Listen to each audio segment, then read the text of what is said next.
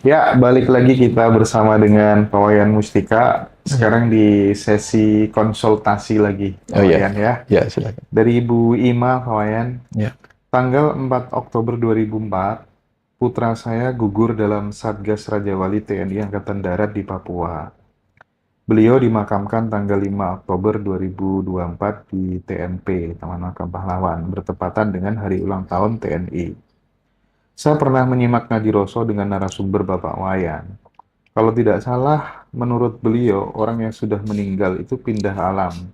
Bisa melihat kita yang ada di dunia ini seperti halnya kita melihat layar CCTV. Yang ingin saya tanyakan, apakah orang yang sudah meninggal jika melihat kita sedih akan ikut sedih? Sebab sampai dengan hari ini, hampir setiap saya ingat putra saya, pasti saya sedih bahkan menangis. Waduh, aku terbawa. Dan apakah kesedihan saya mengganggu ketenangan putra saya gitu? Nah, mungkin ini pertanyaan pertama dulu bisa dijawab secara spesifik, Pak Wayan. ya, ya. Yang pernah saya baca dan yang pernah saya renungkan di mana-mana dalam berbagai agama yang pernah saya dapatkan cerita-ceritanya. Roh-roh itu ketika meninggalkan tubuhnya, dia bisa saja mengalami kesedihan atas kematiannya, atau dia mengalami kebanggaan atas kematiannya. Contoh, misalnya para prajurit yang gugur itu, ada kebanggaan tersendiri ketika dia walaupun gugur, tapi dia gugur demi sebuah kebenaran, demi sebuah pengabdian. Itu dia merasa bangga.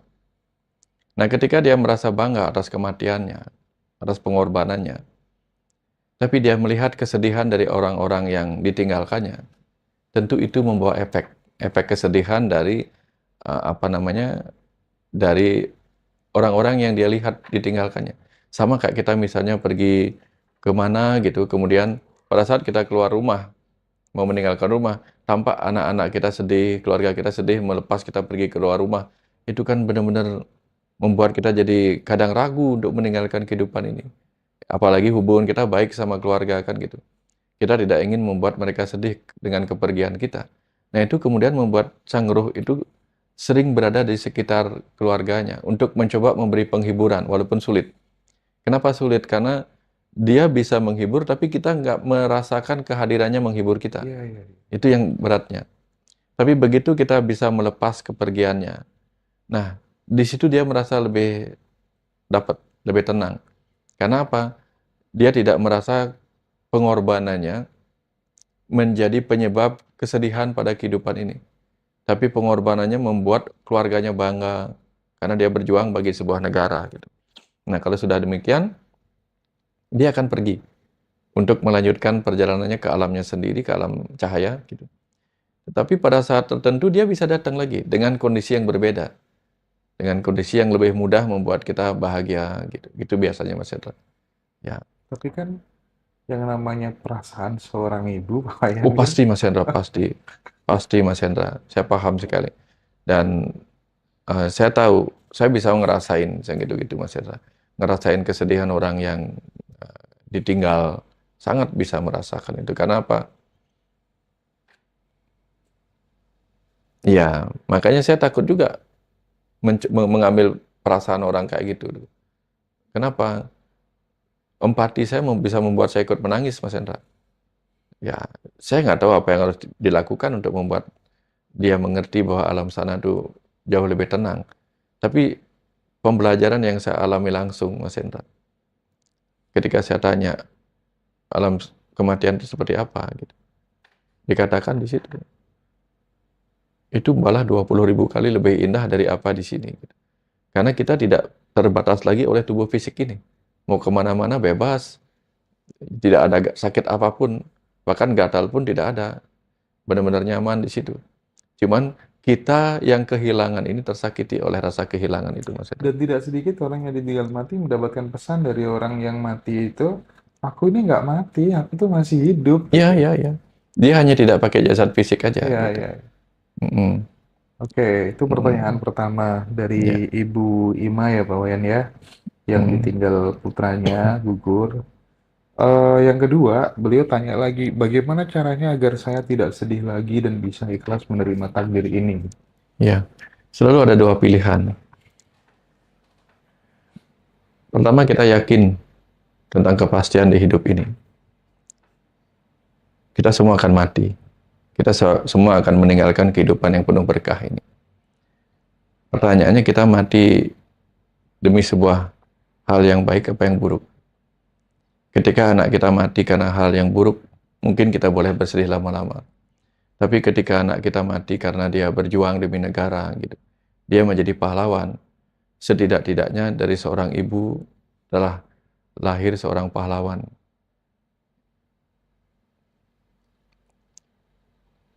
Saya memahami itu karena bapak saya veteran, Mas Hendra. Bapak saya veteran, dan suami dari kakak bapak saya, uak saya, itu kematiannya diseret oleh tentara Jepang zaman itu. Nika kalau nggak salah, bukan Jepang, tentara Nika diseret. Dan akhirnya beliau meninggal, dikubur di Taman Makam Pahlawan Margarana. Saya mendengar cerita itu. Dan bagaimana bapak saya hampir mati juga ketika dia bersembunyi di lumbung beras, didatangin sama tentara Nika gitu. Dia sudah pasrah. Karena apa? Kalau saja tentara Nika naik ke lumbung beras itu, dia mati dah, dibakar di situ. Karena ketahuan bajunya ada dijemur di situ, di bawahnya gitu. Nah, jadi mendengar cerita itu, saya tahu bagaimana rasanya pejuang-pejuang itu. Saya jangankan untuk ini, Mas Hendra, mendengarkan cerita kematian seorang pahlawan seperti itu, Mas Hendra. Bahkan saya menyanyikan lagu perjuangan saja sudah bisa nangis, Mas Hendra. Karena paham bagaimana beratnya kehidupan para kesatria itu. Para tentara yang berjuang, para polisi yang berjuang untuk menegakkan kebenaran di negara itu. Itu sangat-sangat menyentuh saya, Mas Hendra.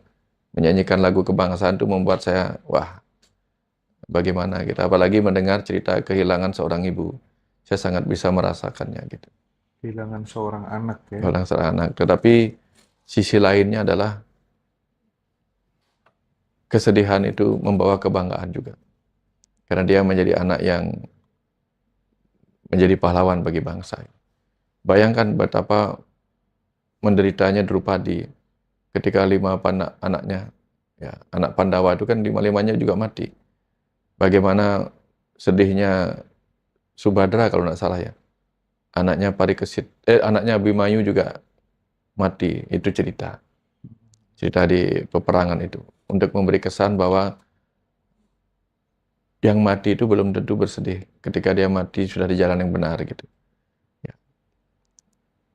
Mudah-mudahan dengan mengerti apa yang dialami itu, rasa bangga yang dimiliki oleh sang jiwa. Ya. Dulu saja saya hampir mati mungkin, Mas Hendra. Mati banyak kali, saya hampir mati, Mas Hendra. Mati karena mati karena mengambil tas ransel yang dianggap ada bomnya, itu saya lompat ke situ, Mas Hendra. Saya lompat, saya periksa, dan di otak saya hanya mikir satu hal aja. Kalau itu isinya bom, saya akan peluk untuk menyelamatkan banyak orang gitu. Saya pernah lompat pada bom Bali kedua itu, Mas Hendra. Ya. Kan kejadiannya dekat rumah. Ada ransel dilempar dari ruang kafe raja itu. Semua orang dalam jarak 5 meter berteriak, itu bom, itu bom, itu bom. Saya yang ada di situ memikir, kalau itu beneran bom, mati kita semua. Maka saya lompat, saya dengan cepat sekali tangan saya masuk merogoh semua isinya. Dan kalau itu bom, saya akan peluk. Yang muncul kayak gitu, Mas Hendra. Nggak kepikiran saya apapun nggak kepikiran. 2000 berapa tuh? 2000, kalau nggak salah 2005. Di Kuta juga? Di Kuta, dekat rumah. Gitu. Ya, karena pada saat bom Bali pertama, saya hanya bisa menolong menjarit. Dan di situ saya mengerti bagaimana penderitaan orang-orang di peperangan itu. Saya jarit luka-luka mereka, tahu begitu. Nah, kemudian saya pernah nolongin 2 orang anak itu. Dua orang anak yang hampir tenggelam itu, udah hilang di pantai itu, di laut itu. Saya lompat ke situ, Mas, lompat. Saya nggak kuat berenang, tapi saya lompat aja, merogoh mereka. Akhirnya dapat satu, saya cari lagi, dapat dua-duanya. Setelah itu baru saya sadar saya nggak bisa berenang. Selamat anaknya? Selamat anaknya. Selamat ya? Selamat, dua-duanya selamat. Sadar nggak bisa berenang? Saya bukannya orang yang kuat berenang gitu. Tapi yang ada tanggung jawab. Yang saya bayangkan adalah bagaimana orang tua anak itu gitu. Ya, saya nggak mau melihat kesedihan itu. Ya. Aduh, tersentuh banget, Pak Wayan, mulia banget hatinya. Ya, gitu Pak, ya. kita geser ke pertanyaan Bu Ima yang ketiga, Pak. Ya, Jika sesuatu yang ditinggalkan oleh putra saya dan saya pergunakan untuk hal-hal yang bermanfaat untuk orang lain, sesama, dan saya khususkan buat putra saya, apakah bisa? Kebetulan putra saya belum keluarga atau bujang gitu, Pak. sangat bisa. Sangat bisa. Bila perlu misalnya apa? Ada anak yang misalnya mencari beasiswa untuk menjadi tentara atau ini misalnya, mungkin bisa dibantu ke sana. Untuk apa? Untuk menggantikan ini apa hasil kerja anak itu. Hmm. Ya, tentu dia bekerja untuk meningkatkan karirnya. Iya, iya, Terus iya. kalau hasil kerjanya dipakai untuk membantu anak yang ingin berkarir juga menjadi pahlawan bagi bangsa ini, gitu. Menjadi apa kesatria layak dibantu seperti itu atas nama anak kita, gitu. Dan dia tentu akan bangga sekali. Dan jangan takut, ketika kita semua pada akhirnya mati, kita akan bertemu juga di alam sana, gitu. Perkara waktu. Apa yang lama di sini, di sana nggak lama, Mas Hendra. Oh, yang yakin ya? Apa itu? Yakin bahwa kita bakal ketemu leluhur-leluhur kita, anak-anak kita yang sudah tidak ada gitu. Iya, saya sering ketemu. Oh, Ketemu oh ibu saya, gitu. bapak saya, Oh. kakak saya, gitu. Dalam kondisi yang gimana Ya, gitu, Pak? biarin kita Iya, berdua aja. iya. Oke, oke, oke, oke. Baik, Pak. Aku geser ke pertanyaannya Ibu Tati Purwati, Pak. Setelah mengenal karma atau tabur tuai, kadang jadi berpikir setiap kejadian yang menimpa, khususnya yang negatif adalah akibat perbuatan kita sendiri. Ini Pak Wayan sering mengulang-ulang ya Ya, ya. di Ngaji Roso ya. Sedangkan saya nggak mudah mengingat sesuatu atau pelupa. Bagaimana kalau kayak gitu Pak kasusnya? Bagaimana cara ngerilisnya gitu? Ya. Selalu kita punya rasio di situ bahwa apa? Kita tidak akan merasakan pedas kalau tidak ada cabai di dalam makanan itu. Pasti kita tanpa sengaja atau sengaja kemakan cabai gitu. Kalau kita sengaja kemakan cabai mungkin karena kita menikmatinya nggak apa-apa. Tapi kalau kita takut pada pedas tanpa sengaja kegigit cabai, mungkin kita ngerasain pedasnya. Tapi tidak mungkin pedas itu disebabkan oleh gula. Logikanya demikian. Jadi apapun rasa yang kita alami saat ini, walaupun kita lupa pernah melakukan apa di masa lalu, ini pasti ada kaitannya sebelum ini. Itu logika berpikirnya. Ya, entah kita lupa, entah kita ingat, begitu kita mengalami sesuatu yang menyakitkan, selalu minta maaf. Bukan memarahi yang menyakiti kita. Minta maaf. Mungkin saya pernah menyakiti orang di masa lalu. Sehingga hari ini saya merasakannya, begitu. Saya selalu menggunakan cara itu, Mas Hendra. Sehingga kalau saya dicaci maki orang, saya selalu mikirnya, ada dua kemungkinan saya dicaci maki ini. Satu, caci maki ini menguji kesungguhan saya belajar. Apakah saya sudah lolos dalam latihan kesabaran apa belum? Dan bisa jadi ujiannya sama, Mas Hendra. Kemarin saya sabar, karena kondisi saya lagi dapat uang, dicaci maki ya tetap aja sabar. Lagi dapat uang gitu. Sekarang lagi bokek dicaci maki Ada gimana gitu. hiburan gitu ya. Kalau lagi bokek dicaci maki gimana? Iya Masih sih, bisa sabar bener, apa enggak bener gitu. sih, bener, bener, bener, Mm-mm. bener. Kan ada compounding variabel Saya namanya. juga gitu sih Mm-mm. ketika kemudian dapat kabar misalnya, Mas, ini mobilnya ditabrak gitu. Saya tetap bisa tersenyum karena waktu itu Mm-mm. saya kan ini nih ya, mania badminton, mania pokoknya kalau timnas main gitu, wah, oh ini Ginting bisa juara ngalahkan Axelsen. Oh, itu tetap senyum ya. Kurang lebihnya begitu. Oh, saya aja pernah baru aja habis ngecat mobil. Ah, Baru aja habis ngerapiin bempernya mobil. Ditabrak sama orang di kemacetan. Ditabrak sama orang yang tukang AC gitu. iya, iya, iya, iya. Ya, apakah saya marah? Enggak. Mungkin saatnya saya beruntung dia menabrak saya. Mm. Karena apa? Saya tidak akan minta ganti rugi, tidak marahin dia gitu. Ya, saya mengambil pengorbanan itu daripada dia nabrak orang lain dan dia Iya sih.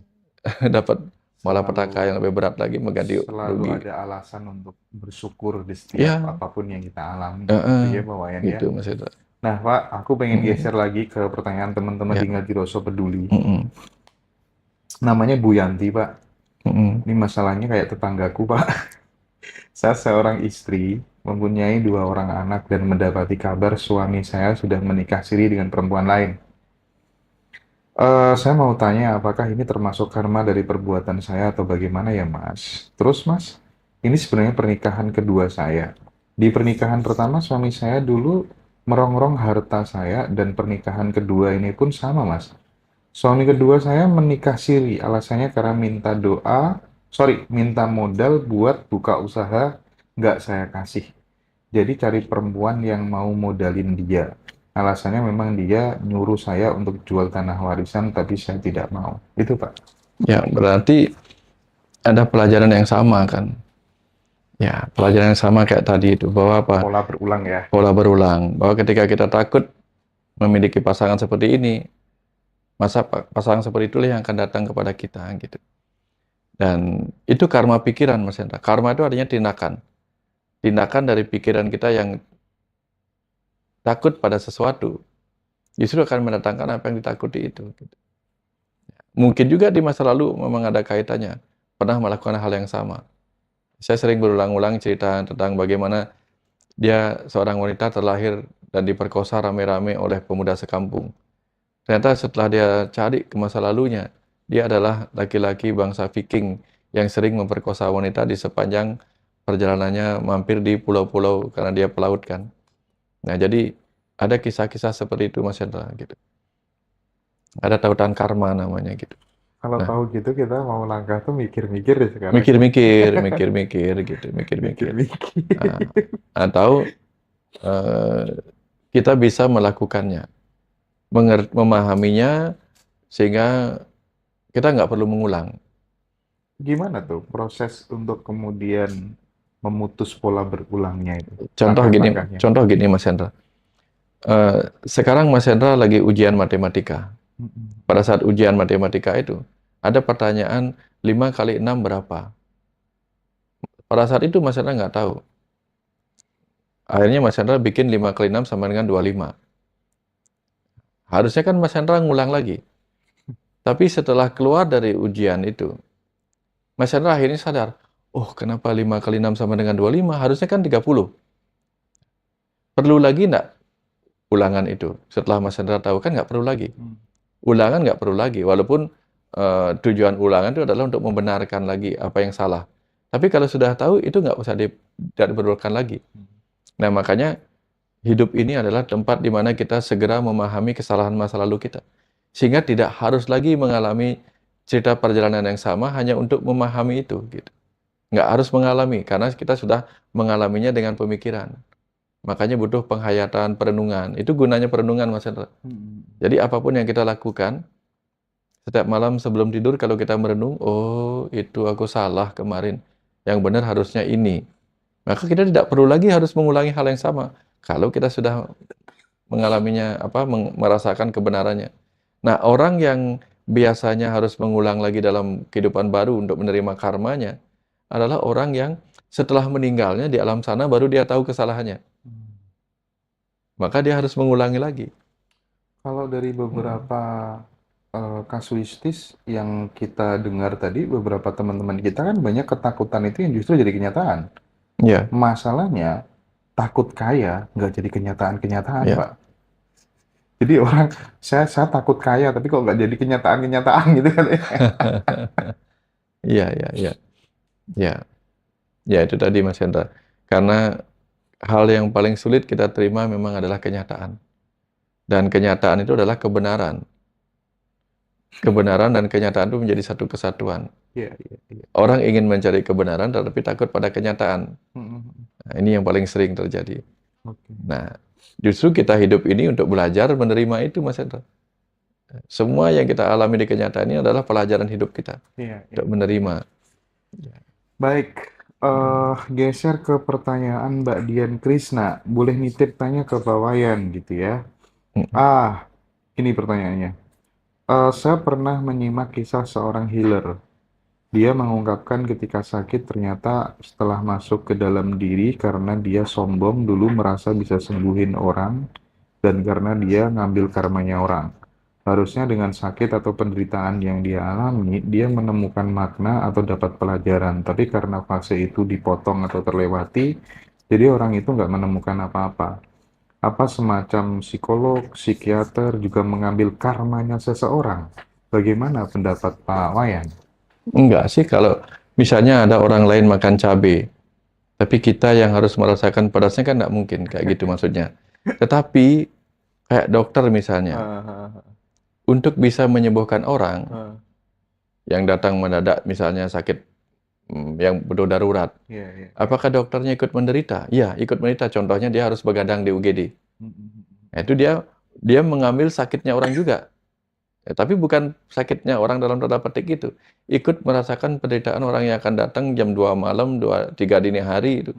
Saya dulu waktu ditugas di UGD itu kan selama 2 minggu tuh nggak bisa tidur Mas Hendra. Karena tempat tidur nggak ada. Kadang kita tidur di bed pasien yang baru habis kecelakaan, kita bersihin tidur di atasnya gitu. Atau kadang tidur di lantai demi menjaga-jaga kalau ada pasien yang darurat, kena sakit darurat gitu. Nah, apakah kita mengalami penderitaan juga? Iya, tapi bukan sakitnya yang kita ambil.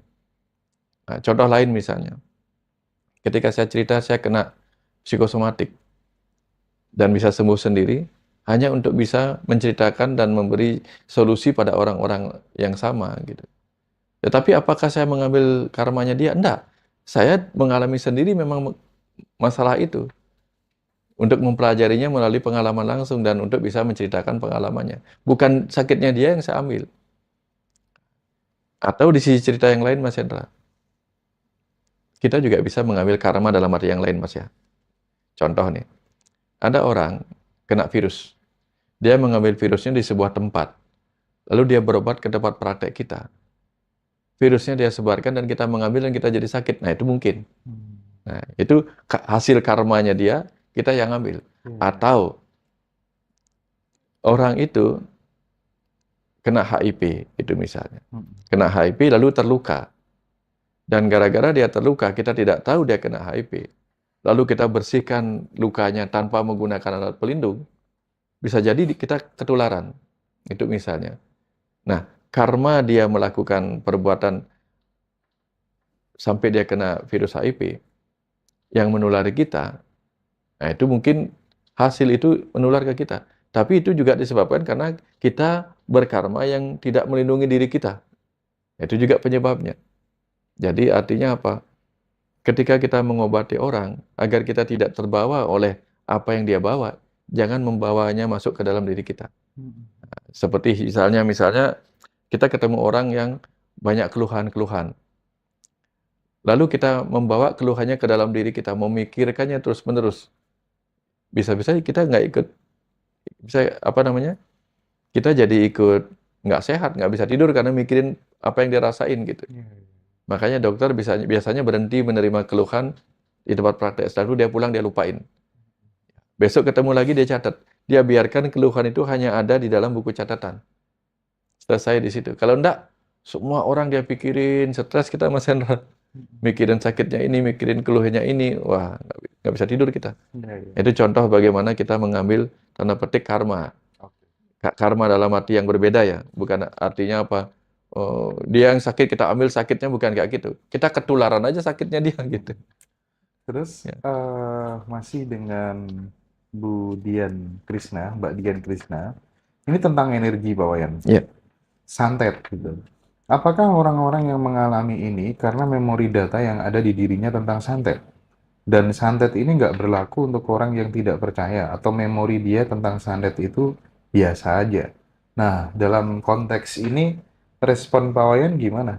Saya belum pernah melihat, tetapi kalau kita bicara tentang bagaimana energi bisa mematerialisasi ke dalam sebuah tempat, bisa dicontohkan. Misalnya, saya punya ketikan di sini Mas Hendra. Saya punya PDF, saya ngetik, dan itu kan materi berupa buku.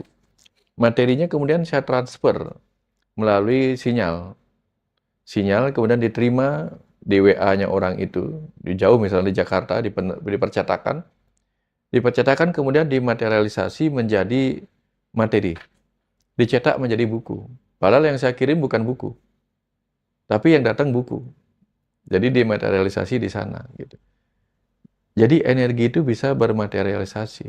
Itu contohnya. Jalurnya seperti itu. Tapi apakah benar ada orang bisa ngirim santet? lalu bermaterialisasi ke dalam tubuh seseorang, itu memang belum bisa dibuktikan. Tapi kalau memang terbukti, mungkin cara kerjanya seperti itu, Mas Hendra. Jadi ada dematerialisasi. Benda itu diambil, diciptakan menjadi energi, lalu diubah menjadi energi lain dan material lain di tempat orang yang menerima. Kalau kita bicara tentang itu kan kita percaya juga ada tentang telekinetis, telepati gitu. Dan saya membuktikannya juga, Mas Hendra. Misalnya ketika saya sama istri lagi jalan-jalan ke mall gitu misalnya.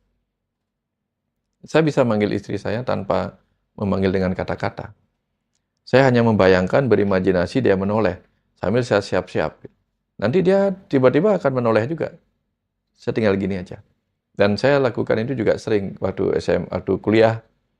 Saya manggil teman saya yang jauh di depan, yang tidak akan mungkin menoleh ke belakang, apalagi saat itu ada dosen yang killer sekali. Kalau orang kedengaran ribut, maka dia akan dikeluarin. Nah, karena saya ingin pinjam pulpen tapi nggak ingin ribut, saya tatap aja dari belakang orang itu. Saya bayangkan dia menoleh. Pada detik dia noleh, saya langsung bilang begini. Dan dia langsung aja ngeluarin pulpen ngirim itu aja. Jadi, kita bisa melakukan hal seperti itu. Semua orang bisa melakukan hal seperti itu, Mas Hendra. Nah, bahwa itu belum bisa dijelaskan, ya wajar-wajar saja. Kan kita ingat, Mas Hendra, kecerdasan, energi, materi. Tidak semua hal yang bermain di wilayah kecerdasan itu bisa diceritakan, dijelaskan secara energi dan materi. Nggak semuanya. Dulu kita kan berpikir bagaimana telepati bisa terjadi. Sekarang telepati menjadi telepon. Ya, telekinetik sekarang menjadi apa? Remote control. Betul. Ya, Baik, Pak Wayan. Ya. Kayaknya kita break sekitar 2 jam Ya. karena mau buka acara Zoom dulu nanti ya. Kita istirahat dulu. Ya. Teman-teman, nanti kita start lagi sekitar jam 7:30 ya. Aku ngingetin lagi teman-teman yang butuh buku-bukunya Pak Wayan, buku keren-kerennya Pak Wayan, silakan bisa hubungi admin. Yang butuh Faras, silakan bisa kontak admin. Dan yang mau ikut acara offline, nggak tahu nanti 1 hari atau 2 hari bersama Pak Wayan Mustika dan Mas Reza Batimena di Bedugul, Bali, nanti silakan kontak kita ya. Nunggu flyernya ya teman-teman. Udah banyak yang request, teman-teman silakan pada WA, inden dulu nggak apa-apa gitu ya, biar nggak kehabisan seat. Jadi kita nanti bakal ada acara online dan offline gitu ya. Belajar terus ya Pak Wayan, terima kasih. Terima kasih sama-sama, Mas banyak Hendra. ya Pak Wayan ya. Sama. Matur suwun. Iya.